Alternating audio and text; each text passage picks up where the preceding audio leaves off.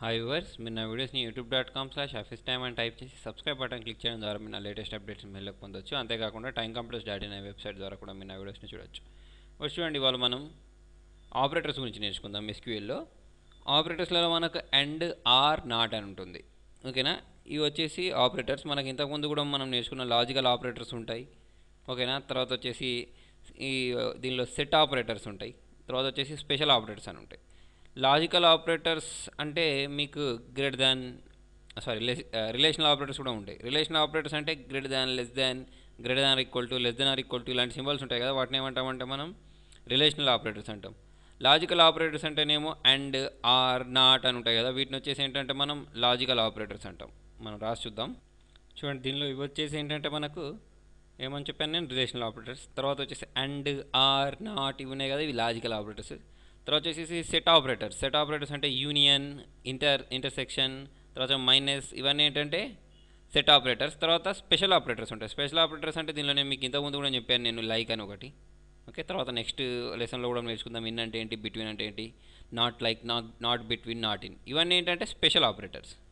Okay, సరే, మనం ఈ డేటాబేస్లో రిలేషనల్ ఆపరేటర్ యూజ్ చేసి, రిలేషన్ ఆపరేటర్ అంటే తెలుసు కదా మీకు, ఇంతకుముందు నేను చెప్పినట్టు less than, greater than, less than equal to, greater than equal to అని చెప్పాను కదా. ఓకే, దీనిలో ఏంటంటే నాకు చూడండి, నేను ఇక్కడ పేస్ట్ చేస్తున్నాను. అంటే ఆల్రెడీ ఒక కమాండ్ టైప్ చేశాను. సరే, ఇది కాదు. చూడండి, ఇది నాకు ఒక టేబుల్ క్రియేట్ చేసేసుకున్నాను. దాంట్లో ఏంటంటే టేబుల్ పేరు ఏంటంటే కస్టమర్స్. దీనిలో నాకేంటంటే ఒక 6,500 కంటే 6,500 కంటే తక్కువ ఉన్న వాళ్ళ శాలరీ మొత్తం చూపించాలనుకోండి. ఓకేనా? అలాంటప్పుడు మనం ఏ కమాండ్ యూజ్ చేయొచ్చు అంటే చూడండి, దానికి వచ్చేసి మీకు సెలెక్ట్. ఓకే, మన ఏం కావాలి, నేమ్ కావాలి.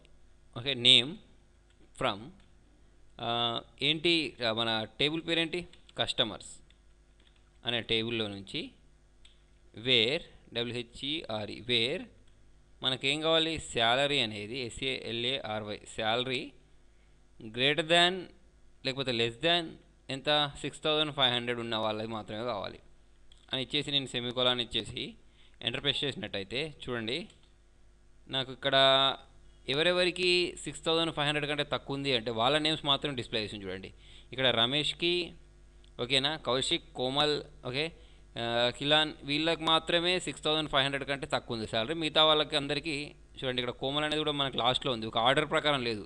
ఆర్డర్ ప్రకారం లేకపోయినా కూడా 6,500 కంటే తక్కువ ఉన్న శాలరీలు అవి మాత్రం చూపించింది అన్నట్టు ఇలా.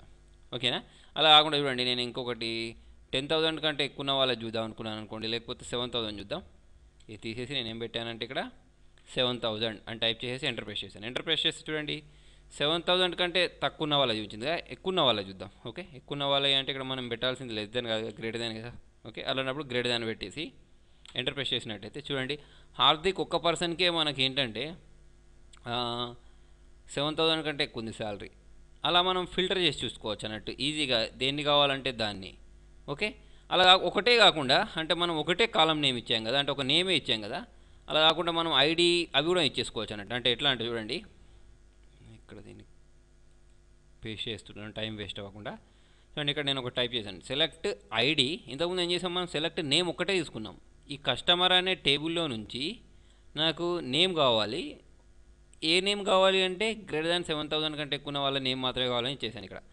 మళ్ళీ నేను చూడండి ఇంకొక కమాండ్ ఇచ్చాను, నాకు ఒక నేమే కాకుండా వాళ్ళ ఐడి కావాలి. Select ID comma name comma salary from customers.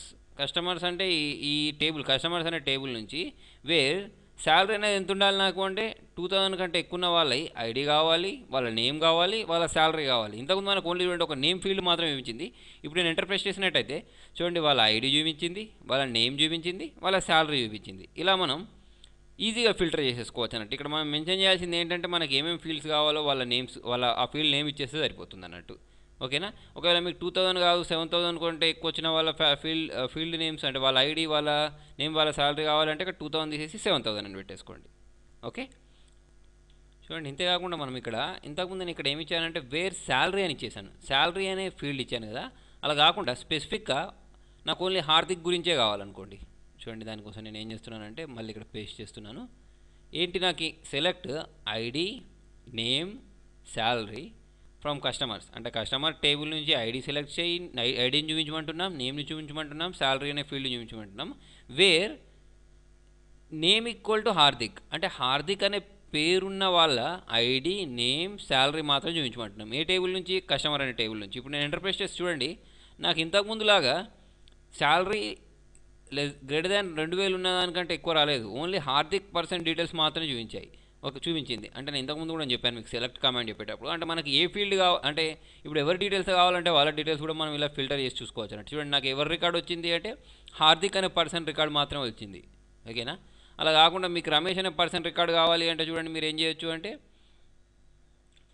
దానిలో హార్దిక్ అని తీసేసి మనం ఏం చేయొచ్చు అంటే సేమ్ నేమ్ అని పెట్టేసుకోవచ్చు అన్నట్టు. సారీ, నేమ్ అంటున్నా. అక్కడ హార్దిక్ అని తీసేసి ఇక్కడ ఏం పేరు పెడతారు అంటే రమేష్ అని పెట్టేస్తే మనకి ఏంటంటే ఓన్లీ ఇక్కడ హార్దిక్ తీసేసి వేర్ రమేష్ అని వచ్చేస్తే ఏమవుతుందంటే ఓన్లీ రమేష్ డీటెయిల్స్ మాత్రమే వస్తాయి. కాకపోతే దానికోసం మీరు మొత్తం కమాండ్ టైప్ చేయాలి. ఏమని టైప్ చేస్తారు అంటే సెలెక్ట్, నాకు సెలెక్ట్ ఓకే, కాకపోతే నాకు వాళ్ళ ఐడి నేమ్ మాత్రమే కావాలి, శాలరీ అవసరం లేదు. కాబట్టి select ID comma name comma ఇప్పుడు నాకు ఏం కావాలంటున్నాను నేను అని అంటే ఫ్రమ్ నేమ్ ఫ్రమ్ కస్టమర్స్ అనే టేబుల్ నుంచి కస్టమర్స్ అనే టేబుల్ నుంచి వేర్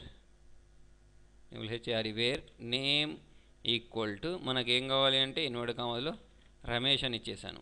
రమేష్ అని ఇచ్చేసి ఇన్వర్టెడ్ కామాస్ క్లోజ్ చేసుకొని ఎంటర్ ప్రెస్ చేస్తే చూడండి, నాకు అక్కడ నేను సెమికోలన్ ఇవ్వలేదు, అందుకోసమే 2 అని ఒక ఎర్రర్ వచ్చి ఎంటర్ ప్రెస్ చేస్తే మనకేంటి అంటే నో రోస్ సెలెక్టెడ్ అని వచ్చేసింది. ఓకే, మళ్ళీ ఒకసారి నేను ఇంతకుముందు చేశాను, రాలేదు. ఎందుకు రాలేదు అంటే చూడండి, ఇక్కడ నేను మొత్తం క్యాపిటల్లో ఇచ్చాను. యాక్చువల్లీ రమేష్ అనే పేరు ఎలా ఉంది అంటే నాకు ఒక ఫస్ట్ లెటర్ క్యాపిటల్ ఉంది, మిగతా అంతా స్మాల్ ఉంది. కాబట్టి అక్కడ కేస్ సెన్సిటివ్ యూజ్ చేయాలి. కేస్ సెన్సిటివ్ అంటే క్యాపిటల్ ఉంటే క్యాపిటల్, స్మాల్ ఉంటే స్మాల్ అని టైప్ చేయాలన్నట్టు. ఇంతకుముందు అందుకోసమే నాకు రిజల్ట్ చూపించకపోవడానికి కారణం అదే. నేను మళ్ళీ టైప్ చేస్తే వచ్చింది చూడండి నాకు ఇక్కడ. నేను కాకపోతే చూడండి, ఎప్పుడైనా సరే నేమ్ ఇచ్చేటప్పుడు మనం సింగిల్ ఇన్వర్టెడ్ కామర్స్లో ఇచ్చేయాలి. ఓకేనా? అయితే ఇక్కడ మనం ఇచ్చేసింది ఇంతకుముందు ఏంటంటే greater than, less than, greater than equal to, less than or equal to ఇవి ఉన్నాయి కదా, వీటినే మనం ఏమంటామంటే రిలేషనల్ ఆపరేటర్స్ అంటాం అన్నట్టు. ఓకే.